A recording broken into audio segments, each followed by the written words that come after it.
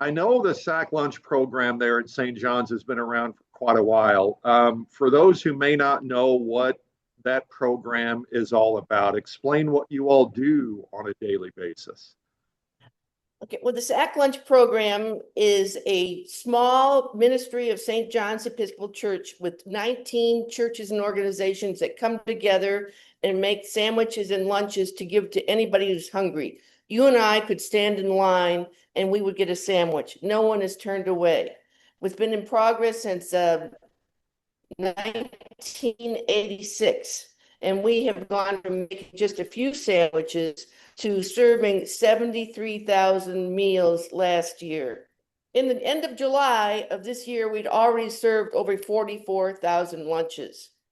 With this day and time, and with the amount of food insecurity that there is, how important has this program been and will continue to be with the situation that we're in now? Well, I feel it's very important. We've been worried about this all year long, worried about SNAP benefits being cut back, how they were affected.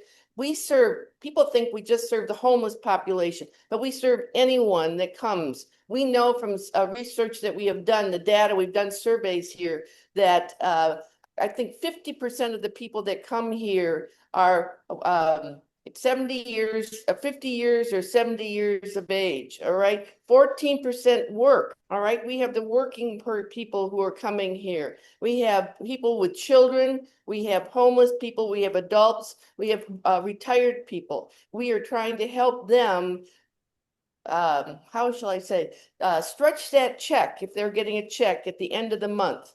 And we have people who come back for more than one meal. And we know from our surveys that 80% of the people that come here say they have to skip at least one meal a month because they don't have enough money to get a nutritious meal. We also know that 50% of the people that come here take a meal home to a neighbor or to a child. So we're sharing into our community. You do this with a lot of volunteers. How important are the volunteers for this program? If I didn't have volunteers, I wouldn't have a program.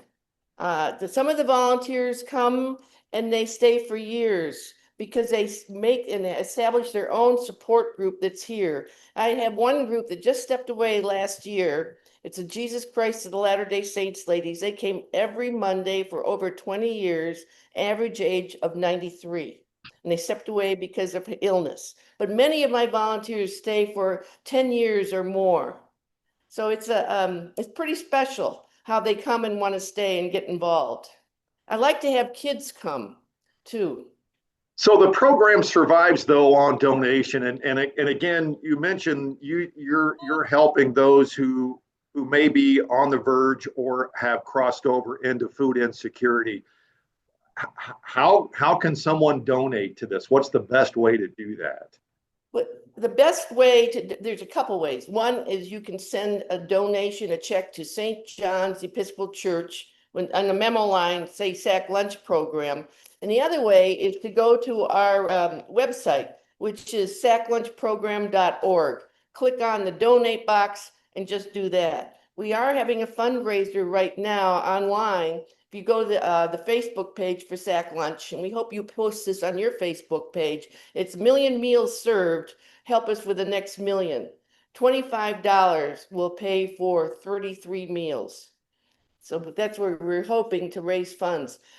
We worry because it cost us $122,000 for this program. It's all it costs. And all the money that comes goes for food. We worry because costs have gone up. You have seen them go up. I have seen them go up. I can tell you when I have to buy bread for the Sack Lunch program, it used to be 98 cents, it's $1.42. I'm able to get most of my food as far as the bread and the meat from the food bank, which is a great partner. But we like to give milk because that's important to be able to give milk. We like to give fruit. So we have to buy those things, and milk is expensive. Well, how critical is this fundraiser that you're doing now in order to make sure you guys are still around to help?